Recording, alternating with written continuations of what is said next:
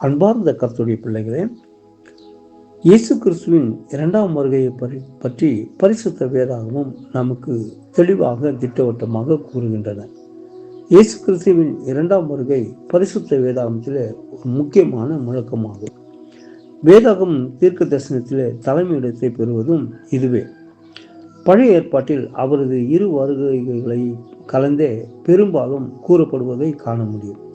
இதனால் தான் மேசியாவின் முதல் வருகையின் போது அடையாளம் காண திணறிய இஸ்ரவேலர்கள் அறியாமையிலே அவரை பலியாக்க தீர்மானித்தனர். வேதாகமத்தில் 5 ஒரு பகுதி தீர்க்க தரிசனங்கள் ஆனது. அத்தீர்க்க தரிசனங்களில் 3 பகுதி அவரது இரண்டாம் வருகையை பற்றியது. இயேசு கிறிஸ்துவை பற்றி கூறப்படும் 333 தீர்க்க தரிசனங்களில் 224 அவரது இரண்டாம் வருகையை குறித்தவைகள் ஆகும்.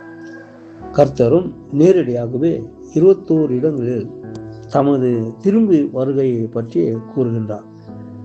கர்த்தரின் இரண்டாம் வருகையை பற்றி வேதாகமத்திலே 1845 முறை குறிப்பிடப்பட்டுள்ளதாகவும் பழைய ஏற்பாட்டிலே 1527 முறையும் புதிய ஏற்பாட்டில் 318 முறையும் வருகின்றது. எனவே வேத அறிஞர் கூறுகின்றார், பழைய ஏற்பாட்டில் காணப்படும் 17 நூல்களின் மையக்கருவே கிறிஸ்துவின் இரண்டாம் வருகையாகும். புதிய ஏற்பாட்டில் சில அதிகாரங்கள் மத்தேயு 24-25, மார்க் 13, லூக்கா 21 அதிகாரம், 1 கொரிந்தியர் 15 அதிகாரம் இரண்டாம் வருகையை பற்றி மட்டும் இவைகள் உரைக்கின்றன. சில நூல்கள் இரண்டாம் வருகையை பற்றியே பேசுகின்றது. 1 தெசலோனிக்கர், 2 தெசலோனிக்கர், வெளிப்படுத்தின விசேஷம், இவைகள் புதிய ஏற்பாட்டில 10 அதிகாரங்களை எடுத்துக்கொண்டால் 7 அதிகாரங்களும் இரண்டாம் வருகையை பற்றி பேசுவதாக இருக்கும். கர்த்தரின் வருகையை முன்வைத்து கொண்டே அடிப்படை போதனைகளும் வாக்கு தத்தங்களும் குறியீடுகளும் ஆசாரங்களும் வேதாகமத்தில் கூறப்படுகின்றன.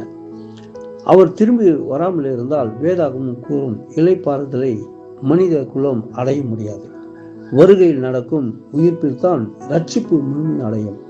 அவரது வருகையும் முன் வைப்பனவே தீர்க்க தரிசனங்கள்.